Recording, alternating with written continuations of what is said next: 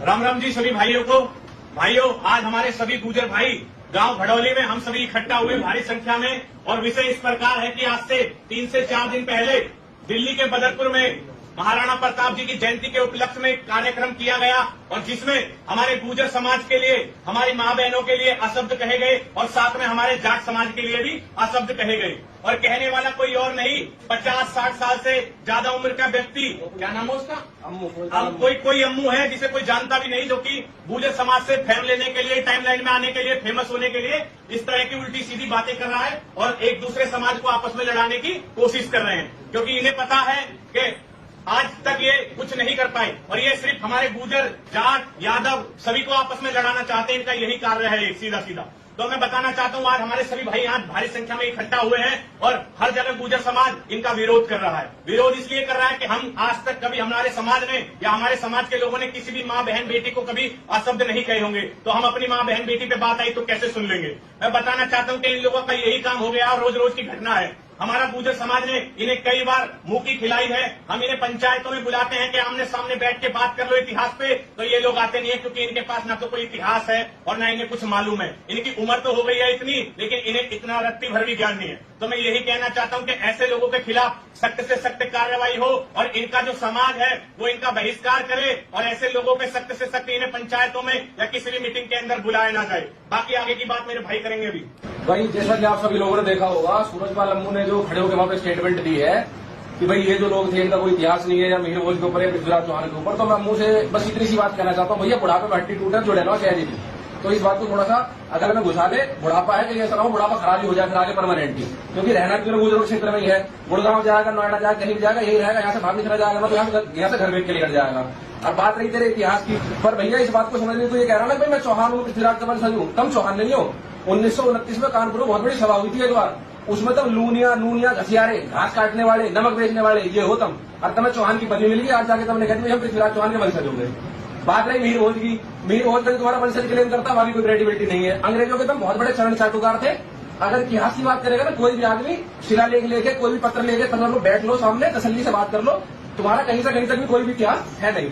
और बात रहती है इनके इतिहास में अगर चले जाओगे, मुगल के अगर समय में जाओगे, ये कहता भाई हमारी रानियों ने जौहर करे। जौहर तुम्हारी रानियों को इसलिए करने पड़े क्योंकि तुम्हारे अंदर दम नहीं था। हमारी ने जौहर इसलिए नहीं करी भैया, हमारे ऊपर जब आप हटाई तो जब तक हम लड़े उसके बाद हम जंगलों की तरफ को शिफ्ट हो गए। ये कारण है हमारे जंगल में रहने का। ये मतलब कि महल किसी के पास नहीं है। महल इतने थे जिन महलों में तुम्हारे रह रहे हो ना, ये सारे महल हमारे ही है। जैसलमेर के भाटी चले जाए, ये वही भाटी है जो भाटी भटने पर बसी हुई है। मंडौर का महल देख लो, कोई सा महल देख लो, सारे गुजरों के महल थे। आज तुमने आगे पे कब्जा कर लिया, अंग्रेजों के मुगलों के तलवे चाट के तुम्हें महलों का कब्जा करके बैठ गए। आज तुम अपने आपको महल वाला बता रहे हो।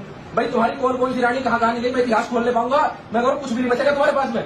क्या था भाई, डूंगरपुर की रानी तुम्हारी हो, बीकानेर की तुम्हारी रानी हो, जोधाबाई हो, हड़काबाई, जितनी भी तुम्हारी सारी है, तुम क्या काम करते थे भाई? अब शाहजहां आ गया, अकबर आ गया, भैया लड़की दे दी, अलायंस कर ली, अलायंस करके क्या नाम तुमने जागीर पा ली। उनके थूके हुए 5 चबा के तुमने जागीर ली, और किताब उठा के देखे पढ़ियो, और मेरे से कहेगा एक बात FIR करनी हो FIR कर ले, कोई काम करना हो कुछ भी कर ले। मैं जो एक बात शब्द कह रहा हूँ ये सारा ऑन रिकॉर्ड ऑन बुक्स में है। तो इस बात को मजबूर मत करे समाज को, क्योंकि इसकी मात्रा में झेले। और जो सूरजपाल अम्मू ने एक बात कही थी अपना DNA टेस्ट कराओ, तो DNA में बताओ कैसे होता था। पहले जो बड़े बड़े गुजर राजा थे ना, उनके साथ में रानी कई विवाह करा, तो रानी के साथ में बांदी आती थी, तो उन बांदियों की संतान है। DNA को बड़ा चेक करवाना, इतनी लंबी लंबी तू दाढ़ी लेके घूम रहा, तू किसका वंश है, तू किसका बीज है, पहले अपने आप देख, अपने ऊपर खुदे। जितना राजपूत का मिलेगा, जितना तुम यहाँ अपनी हरियाणा से लेकर चालू कर दो और कहीं तक चले जाओ, कहीं तो तुम इतने से हो, कहीं तक इतने बड़े बड़े हो, तो भाई नस्ल एक नहीं है, तो नस्ल की क्या बात कर रहा हूँ? दूसरा आदमी कह रहा तो पहले अपने गिरबान में जाकर उसके बाद दूसरा आप एक माँ पंचायत के तौर पर उपस्थित होकर वहाँ लोगों को इकट्ठा करके आप हमारे समाज की माँ बहनों को, बेटियों को इस तरह की भाषा, अभद्र भाषा का प्रयोग कर रहे हो। 60 वर्ष से आप रहे हो, भाजपा के आप प्रवक्ता रह चुके हो, पार्टी ने आपको लात मार कर निकाल दिया, उसके बाद आप कहते हो हमने त्याग पत्र दे दिया, आपकी वैल्यू नहीं बची हरियाणा में। हरियाणा में आप हो कहाँ? आप ये देखो, वहाँ जाट लॉबी, गुजर लॉबी, यादव लॉबी है, 3 केंद्रीय मंत्री बने, आपका तो कहीं अस्तित्व भी नहीं है हरियाणा में। अब मुझे आप बात क्या कर रहे हो?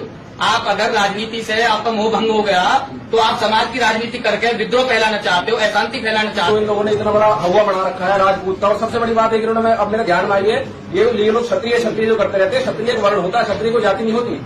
राजपूत शब्द का मतलब क्या है? क्षत्रिय राजा और कर्ण कन्या से संतान उत्पन्न होती है, उसे राजपूत कहते हैं। पहले तुम अपने मतलब को जान लो, उसके बाद दूसरे को उठाने का प्रयास करना। इनका काम इतिहास चोरी का है। भाई यादवों में चले जाओ, अलाउद्दीन किसके तो कभी राजपूत बना दिए, कृष्ण भगवान कौन थे, वे राजपूत बना दिए, परशुराम कौन थे तो कभी राजपूत बना दिए। आप राणा पूजा भील बजाओगे जी वे राजपूत हैं, कोरस बजाओगे जी वे राजपूत है। इस ब्रह्मांड की रजिस्ट्री करवा लो राजपूत नाम दिया तो। सूलदेव बजाओगे, सूलदेव आपने राजपूत बना रखा पाली समाज से।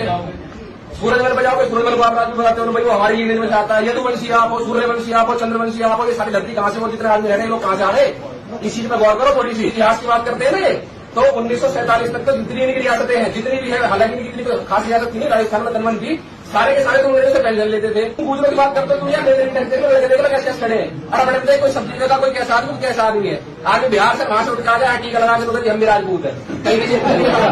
अपना काम देखो थोड़ा। जय गुजर सम्राट वीर भोज। गुजर एकता, गुजर एकता, गुजर सम्राट मीर भोज, गुजर सम्राट पृथ्वीराज चौहान, गुजर सम्राट पृथ्वीराज चौहान, गुजर सम्राट पृथ्वीराज चौहान, गुजर एकता। अगर आप बनना चाहते हैं पॉलिटिशियन, लेकिन पब्लिक स्पीकिंग और अपने विचारों को व्यक्त करना चुनौती लगता है, या कैमरे और पब्लिक के सामने किसी तरह से बोल पाए इसमें मुश्किल होती है, तो मिशी मीडिया सॉल्यूशंस लेकर आया है पॉलिटिकल कंसल्टेंसी कैंपेन, जिसमें वरिष्ठ जर्नलिस्ट और पॉलिटिकल एनालिस्ट की एक्सपीरियंस्ड टीम आपको मदद करेगी, जिससे आपकी आवाज और भी बुलंद हो जाएगी।